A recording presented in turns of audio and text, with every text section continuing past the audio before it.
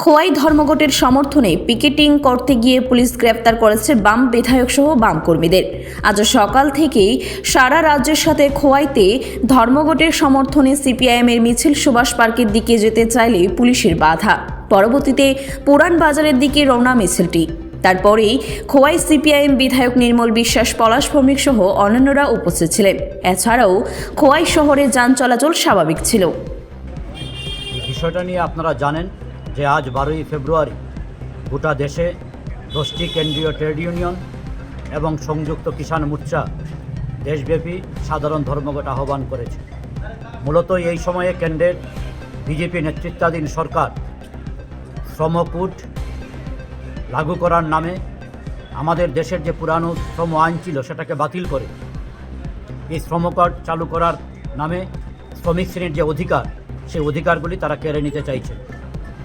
8 ঘন্টা কাজ, 8 ঘন্টা আনন্দ, 8 ঘন্টা বিশ্রাম, যুগ যুগ ধরে এই যে অর্জিত অধিকার শ্রমিক শ্রেণীর, আজকে শ্রমকোডের নামে সে অধিকার কেড়ে নেওয়ার চেষ্টা করা হচ্ছে।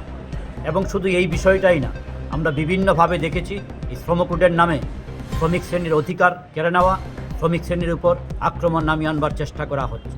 পাশাপাশি এই সময়ে কেন্দ্রের বিজেপি সরকার কৃষকদের স্বার্থ বিরোধী বিভিন্ন নীতি গ্রহণ করছেন, সেখানে বিদ্যুৎকে বেসরকারীকরণ করছেন এবং পাশাপাশি পুরাতন যে পেনশন স্কিম ছিল সেটাকে বাতিল করছেন।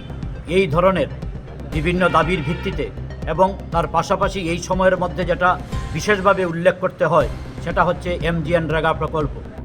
ব্যুরো রিপোর্ট, খবর জনস্বার্থে।